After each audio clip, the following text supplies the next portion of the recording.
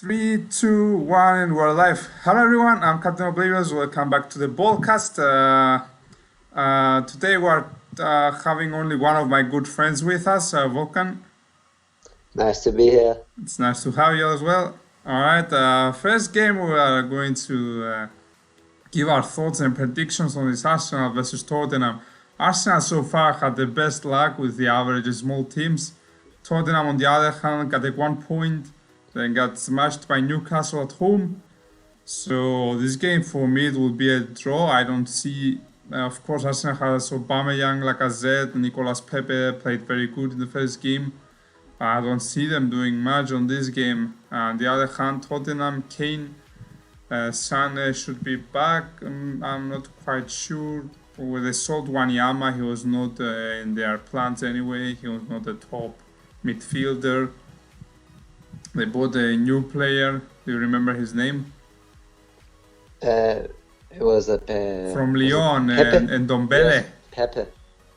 Oh, you're talking about Tottenham, yeah, Tottenham. I think it's in Dombele, something like that. Yeah, the midfielder. Guy Yes, is very yes, good. Dele Alli, I'm not sure yeah. if he's back from injury. They got a defense with Sanchez, Anderweilert, Vertonghen, the Rose. They have a very good defense to go with against Lacazette and Aubameyang. I think they hold Yeah. up. This will end up as a draw, 1-1 in my opinion. What do you think? What is your prediction on this one? I completely agree. I also predict that it's going to be a very close game. You saw both teams have played 3 games each.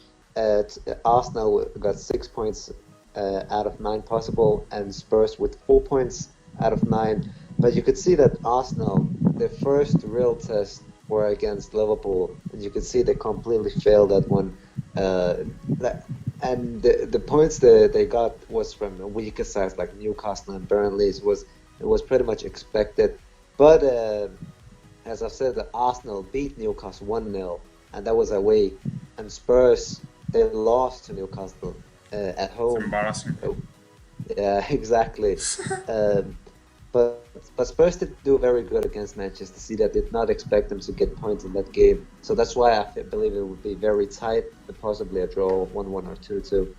Yeah, on that City game, it looked like a game of FIFA. Anyway, Exactly. let's move on. We got Southampton United. United playing absolute shite. They started very good, beating Chelsea 4-0. Everybody thought, United is back, United prime time. But no, it's a mess. For me, they are an absolute mess. 1 win, 1 draw, 1 loss.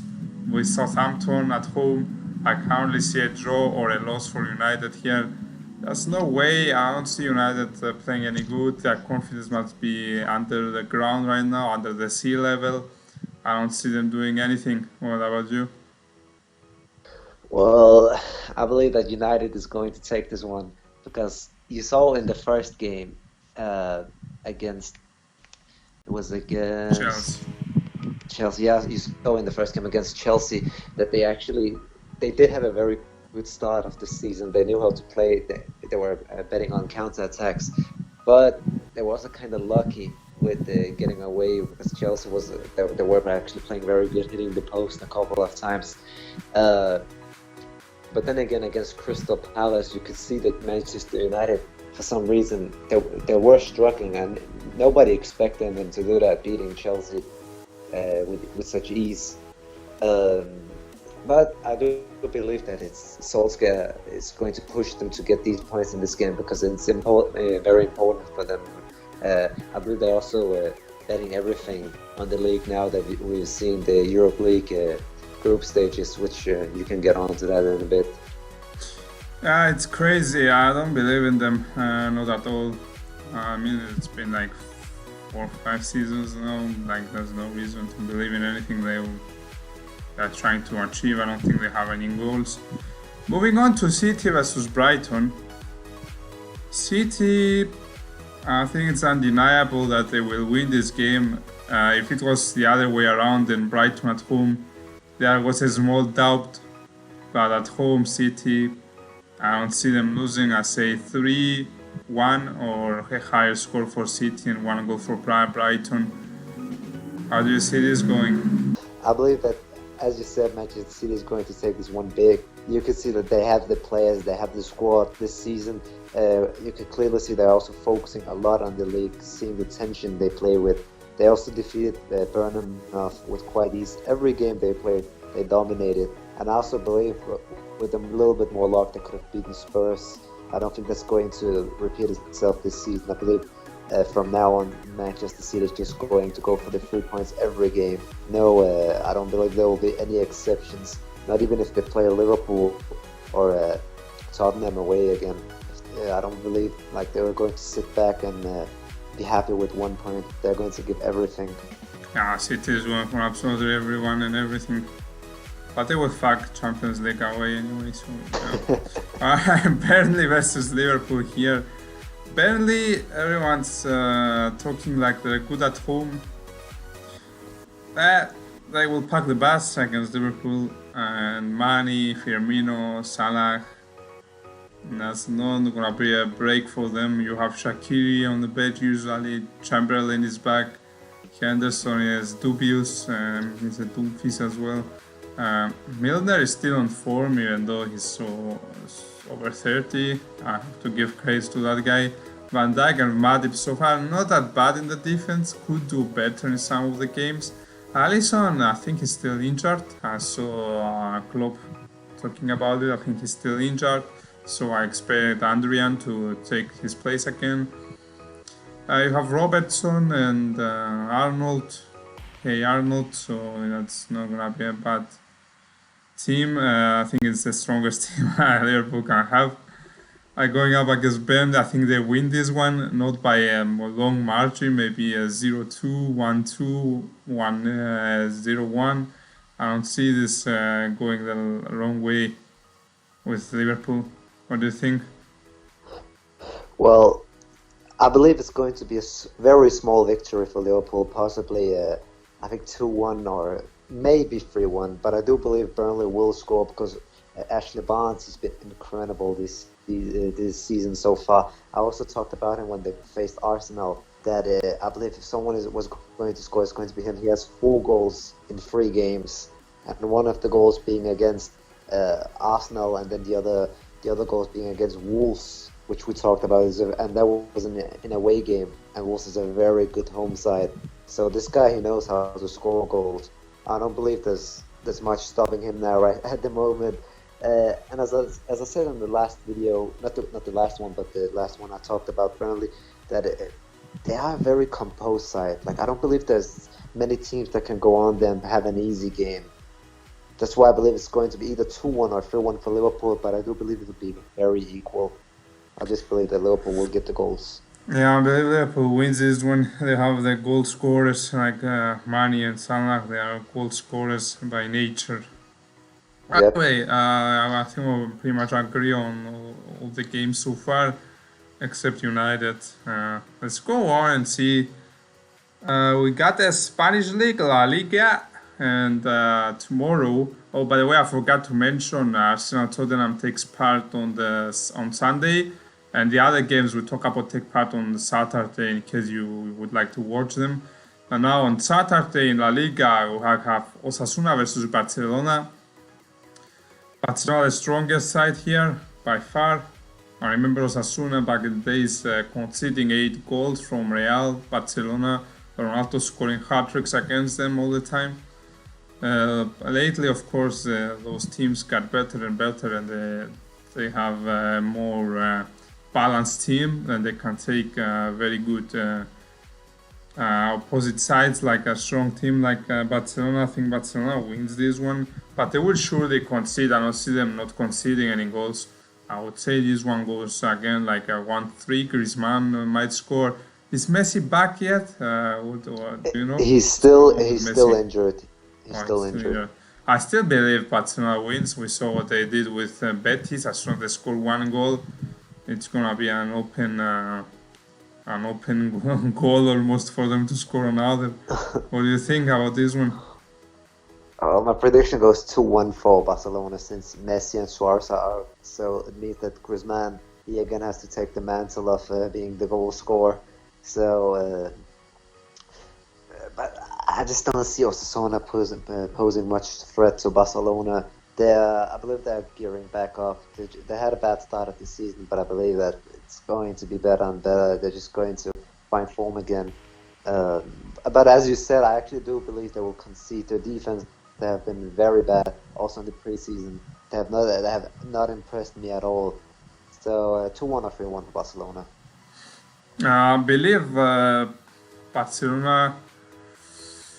I heard this rumor about Neymar yesterday, but they said close to signing. They're signing now. They will announce it in a couple of hours.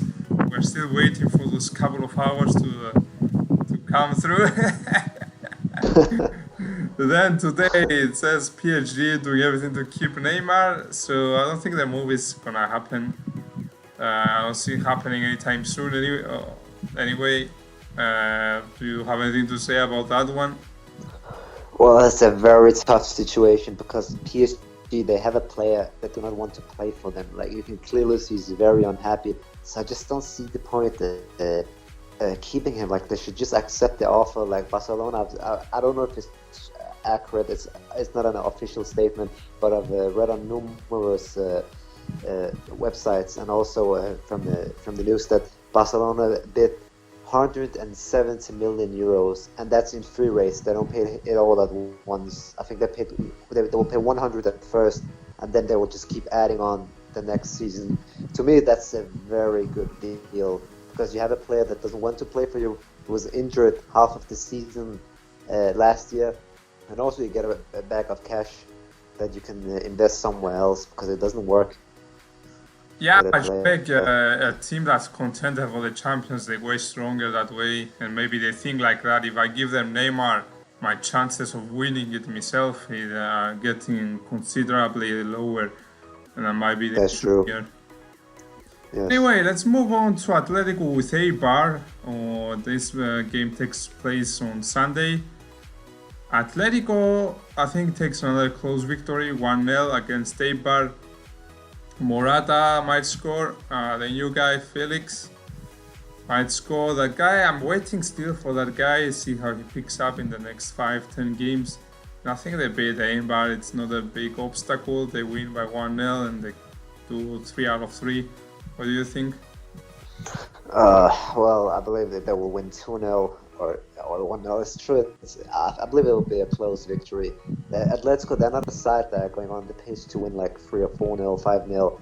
They just go on, take whatever they get, and just keep the lead. So I believe that Atletico will start off very I believe they will be very hesitant as they always are, and then slowly when they see the opponent getting more and more chances, they will just start to respond. And as soon as they get the first goal, I believe the game will be over because they have a very good team effort in defending. Yeah, Atletico is very difficult to break down. Yeah, I believe Joao Felix will get at least one goal this time. It's time for him to pick up in La Liga. Alright, we agree on this one. And Villarreal versus Real.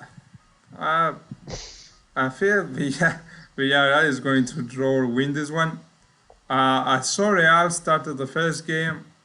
They won pretty convincingly. Second game, they messed up. They couldn't get in the area. Bale lost his opportunities. James tried to score from outside the box, which is... You shoot, it's not a guaranteed goal.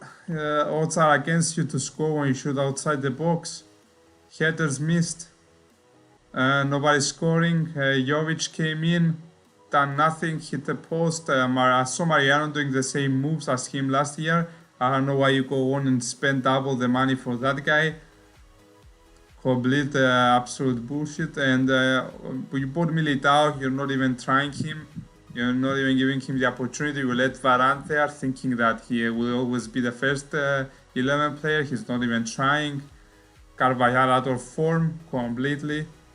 Marcelo is not at his best. He's declining slowly. The midfield did alright. I can't say they didn't play good in the midfield. And in the attack, Benzema didn't have those many chances as he used to have in the previous games, but he scored that wonderful goal, turning around 180 degrees, scoring that incredible goal. bottom of the right corner. Keeper couldn't do absolutely nothing. And Azrael has away injury, Rodrigo injured, Brahim Diaz injured, Asensio is injured, Bale will surely get injured at some point. Like, there's no season he didn't get injured. I don't believe that this season he won't get injured. What are the odds? Like, it's Mayweather fighting another MMA fighter. The odds are high for Mayweather. That's the same odds Bale has to get injured. And but yeah, Courtois so shite. They show that you shoot on him, he conceded. You shoot in the right corner, you score. You shoot left corner, score. I don't know what he's doing. Where's Navas? What is Zidane doing? Zidane should never come back. And I feel I pretty much buried my own team. What do you think? Well, I think everything has been said. I don't actually have a prediction for this one. It's very tough. I haven't been watching much of Villarreal at all, and Real Madrid, as they play, they're very inconsistent. And as you mentioned, the injury list just goes on and on. So it's a very tough one. I have no predictions for it. Dodgy cunts. Let's move on to Ronaldo team. Ronaldo scored a goal last year, in the last game. Unfortunately, disallowed by 2 centimeters because he didn't cut his nails properly. And so, yeah, he didn't get the goal. His teammate Chiellini scored, however, so they got 3 points away from home, which is important, even though they played against Parma, which, it's not the best opponent. Getting the three points in the league is vital to win it once again. And who are they going up against this weekend? Napoli. They're playing in Torino at Allianz Stadium. Do you want my prediction on it? Yeah, your prediction, who's going to score? Well, my match prediction is going to be 2-1 for Juventus. I believe it will be, again, a very tight game. Napoli did also very good in the first game of the season. They defeated Fiorentina 4-3 it's going to be one of the best games this season. There was everything in it: goal drama, chances. That was everything. We also got to see Ribéry playing in Serie A. That's actually Fiorentina now. Yep, that was amazing. But yeah, I believe 2-1 for Juventus. I think Napoli will score the first goal. Just Insigne can probably catch Juventus off guard, because he is posing them a lot of trouble throughout the years, and he's also one of my favorite players. But yeah, then I believe Juventus will respond, probably a defender again scoring, because the attack do have some issues. They still need to sort out who's going to start, who's going to be the playmaker. Is going to be Higuain, Mandzukic, Ronaldo, or Dybala. They have to find out. So I believe it will be defenders responding back, and then, of course, the former best player, former La Ballon d'Or player, Cristiano Ronaldo, probably hitting them with a 2-1, and then I believe the game is over there. Yeah, I do go towards Juventus to win this one. For me, it's either a win for Juventus or a draw. 80% win, 20% a draw. Napoli winning this one, I don't believe so. If they are on top form, they will get a draw. If they don't have the chemistry and the organization, they are losing. And I'm glad that they saw Hamsik. However, I can't do anything about it. He wanted the money to end his career somewhere with prosper. He's invited to do so. I would probably do so if I wasn't at the class of the top notch, like Ronaldo. I would just go away.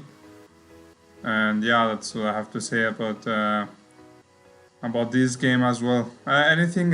Which day is this game taking place on? Oh, that should be Saturday. Saturday? That makes it tomorrow, everyone. If you want to watch it, tune in and your favorite channels. And yeah, anything else to add to the conversation in general? Any transfer rumors? Anything? Well, I would like to talk a little bit about the group stages in Champions League. Oh yeah, I completely forgot about that. We might as well do a separate one to talk in depth, but let's give it a bit of attention now, I think. Yes. You want to say anything about it?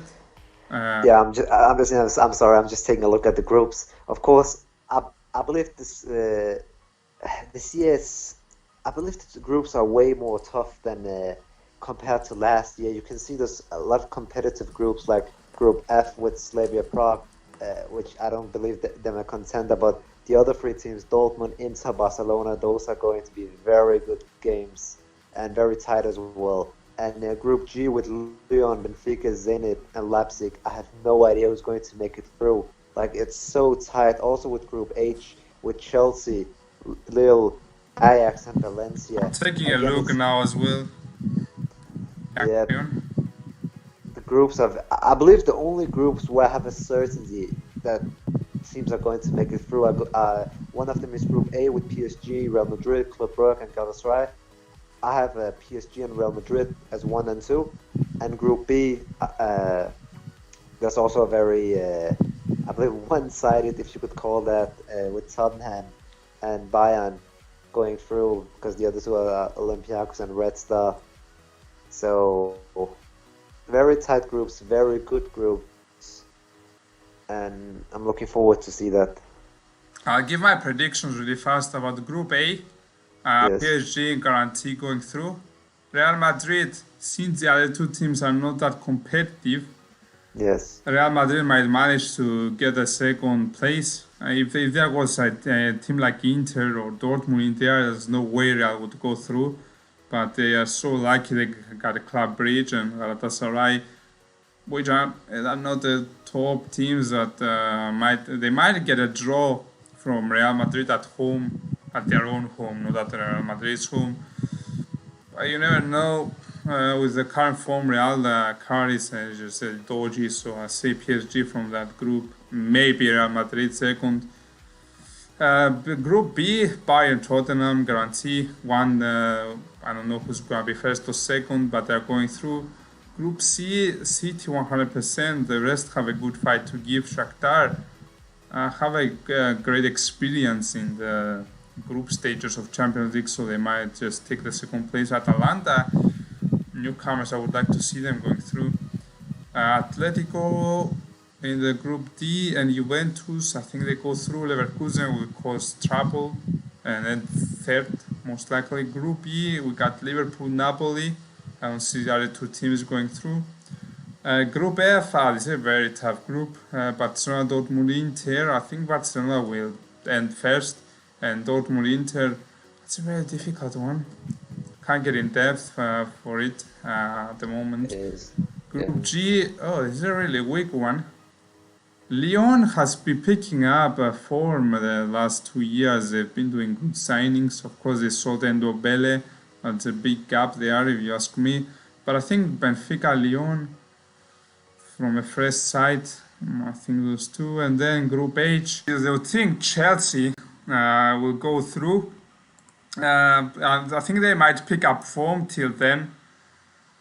I don't believe they would stay like that till the time you Champions League starts. And then you have Ajax. You can't deny Ajax. They might have lost some players, but I would say that they are still good to go. I don't believe they lost so much quality. Of course, you're losing the Ligt, the Young, Dolberg, he's gone now. Dolberg is not there anymore. So, in my opinion, Chelsea goes through. And then Ajax, Valencia is a very good team, but I don't believe they will just stop Ajax. They might do it. Who knows? Anyway, guys, I would like to thank Volkan for being here today. And thanks to everyone that's been watching the podcast. Please make sure to like, subscribe, and share. Turn on the notifications bell on, and see you later. Yo, I ain't here for the money, I ain't here for the fame. Though it might be nice to own a jet plane, I'ma do it all for you. Come along.